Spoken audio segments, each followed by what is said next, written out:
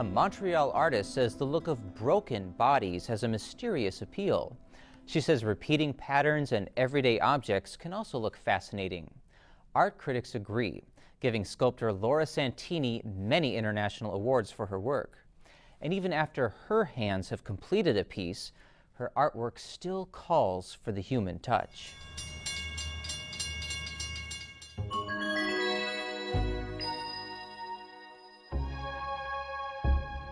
Artist Laura Santini's pieces invite viewer participation. Some find the Italian-born sculptor's oranges irresistible. And in fact, many times people, walk by the sculpture and they say, "Oh, can I touch it?" because they think they're actually oranges. But, the oranges are in bronze. This piece isn't complete without human assistance. Neither is this one. The viewer is supposed to make up for the pieces that are missing. There is an interaction between the imagination of the viewer and the piece itself. Broken figures intrigue her. I'm interested in the contrast of, the full shape and the broken shape, the positive and the negative, the hollow and the full, those contrasts.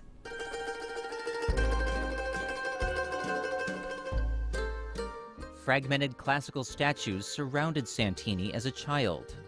She spent the first 16 years of her life in Milan, Italy.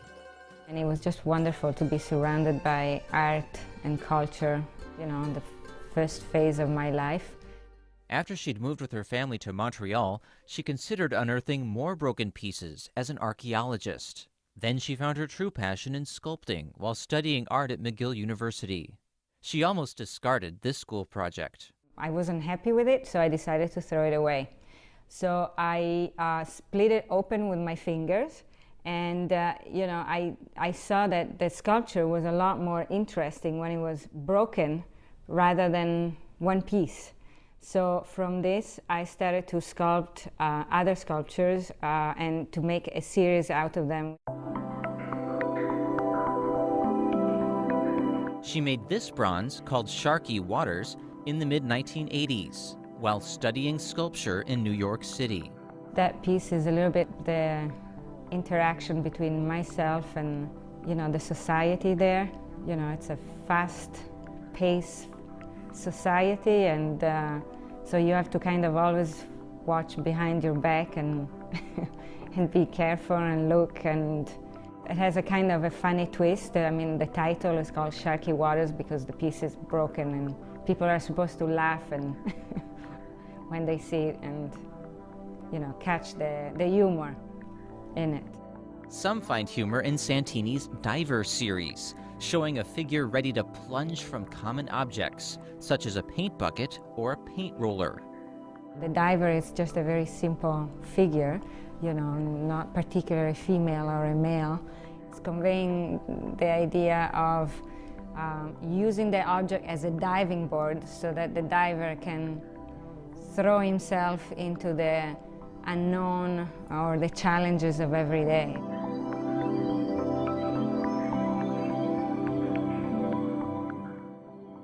Her divers come in different patterns and sizes. This sculpture, called Module, stands outside Golfe Griffon des Sources in Mirabel, Quebec.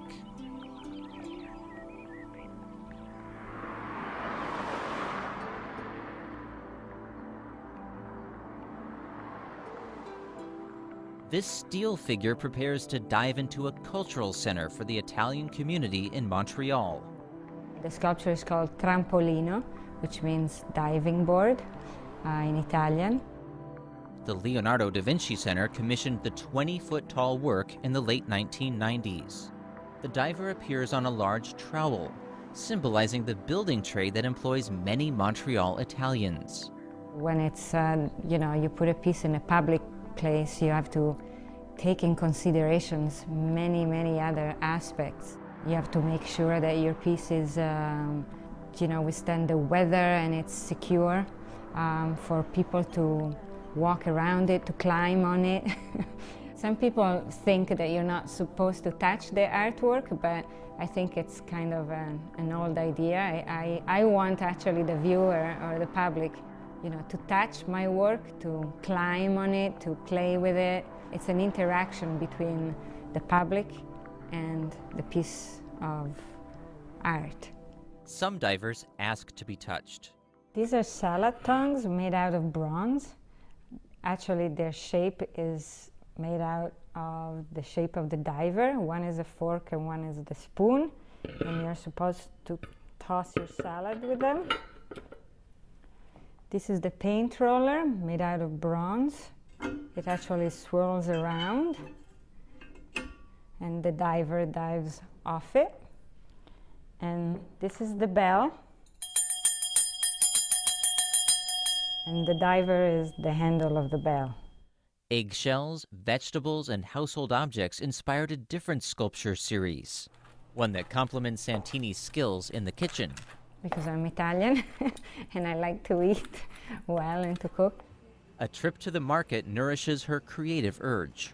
I just walk around and look at the food and the fruits and the vegetables, and I get very inspired by their shapes and their color. And it suddenly clicks and I say, okay, well, I'll buy oranges or I'll buy artichokes. Artichokes, they have long stems, very long leaves, you know, kind of petals and thorns. So it's the whole combination of very different shapes and colors. It just fascinates me. So I start to work with maybe one fruit and vegetable, and the more I work with it, the more I'm fascinated. I like to work with it until I exhaust my curiosity about the food. Santini sculpts many pieces with real fruits or vegetables and a little clay. The piece is later cast in bronze.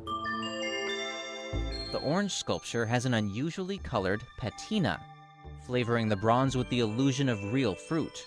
The patina, it's a finish that you apply on the bronze, and usually it's brown, black, green, blue, but it's rarely orange. Some of Santini's works stay in her Montreal home. It is very pleasing to live with something beautiful. It's one of the big treats in life. Many works have gone to private collections. And she's always happy to share her talent with the public, with outdoor sculptures such as Trampolino. Many times, you know, I've seen children climbing on it, people taking pictures with it. I think it makes an artist feel good about it, because, you know, when someone buys it and keeps it in their private home, it's a very private relation. This way, anyone can enjoy it.